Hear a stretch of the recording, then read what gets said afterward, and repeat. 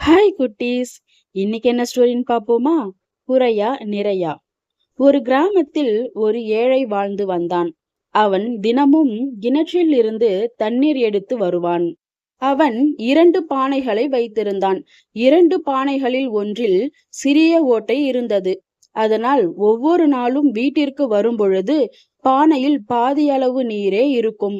குறையில்லாத பானை குறையுள்ள பானையை பார்த்து எப்பொழுதும் அதன் குறையை கிண்டலும் கேலியையும் செய்து கொண்டே இருக்கும்.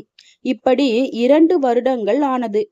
கேலியை பொறுக்க முடியாத பானை அதன் எஜமானனை பார்த்து, ஐயா, என் குறையை நினைத்து நான் மிகவும் கேவலமாக உணர்கிறேன்.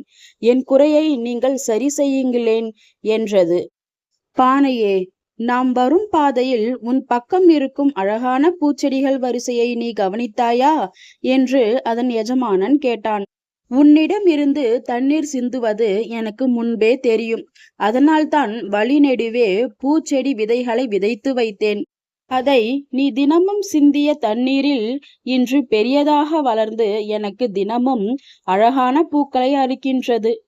அவற்றை வைத்து நான் வீட்டை அலங்கரிக்கின்றேன். இறைவனுக்கு பூஜை செய்கின்றேன். மீதமுள்ள பூக்களை விற்று பணம் சம்பாதிக்கின்றேன் என்று கூறினான். இதை கேட்ட பானை அதன் வருத்தத்தை நிறுத்திவிட்டது. அடுத்தவர் பேச்சை பற்றி கவலைப்படாமல் தன் வேலையை கருத்துடன் செய்ய தொடங்கியது. குட்டீஸ், இந்த ஸ்டோரியிலிருந்து என்ன தெரிஞ்சுக்கிட்டீங்க? மற்றவர்கள் பேசுவதை நினைத்து கொண்டிருந்தால் நாம் நிம்மதியாக வாழ முடியாது.